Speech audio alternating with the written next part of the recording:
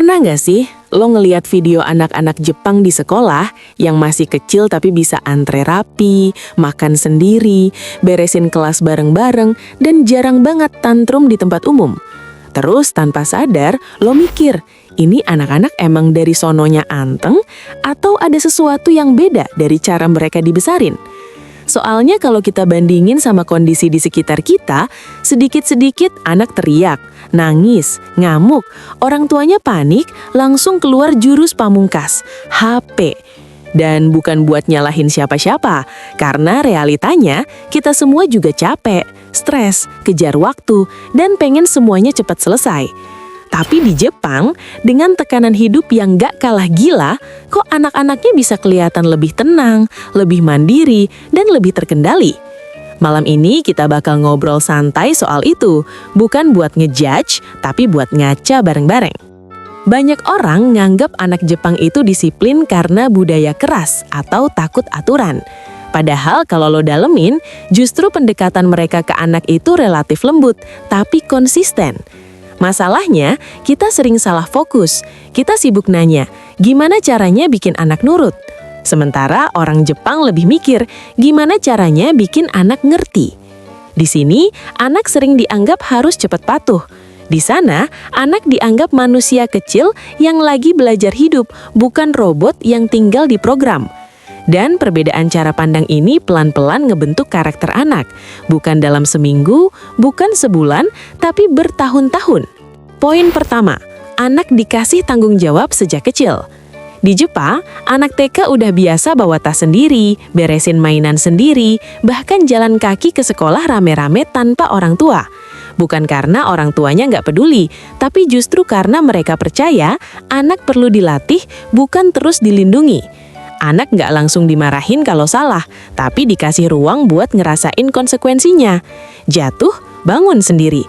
Lupa barang, rasain kepotnya. Dari situ anak belajar satu hal penting, hidup itu ada tanggung jawab dan itu bukan hal menakutkan.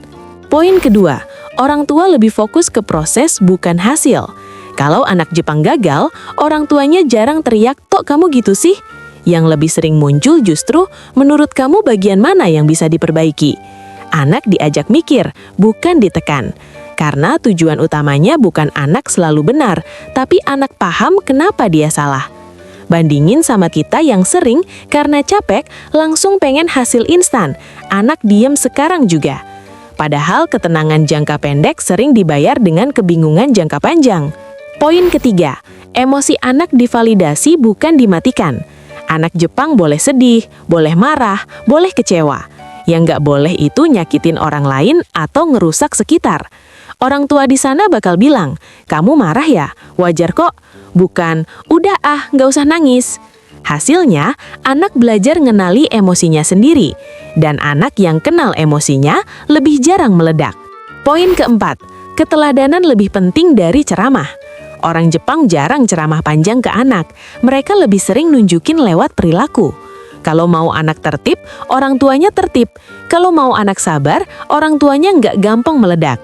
Anak itu peniru ulung, bukan pendengar setia. Apa yang kita lakuin jauh lebih nempel daripada apa yang kita omongin. Poin kelima, lingkungan ikut mendidik. Di Jepang, sekolah, tetangga, bahkan orang asing ikut menjaga anak. Kalau anak berisik di kereta, orang tua nggak cuma malu, tapi sadar ada tanggung jawab sosial. Anak tumbuh dengan kesadaran bahwa dia hidup bareng orang lain, bukan cuma pusat dunia buat keluarganya sendiri.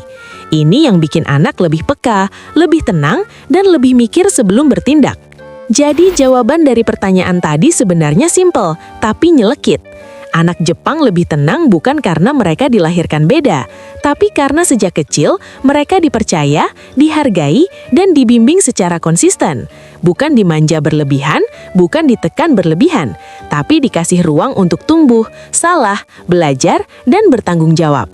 Dan bagian paling nyelekitnya adalah yang perlu tenang duluan sebenarnya bukan anaknya, tapi orang tuanya.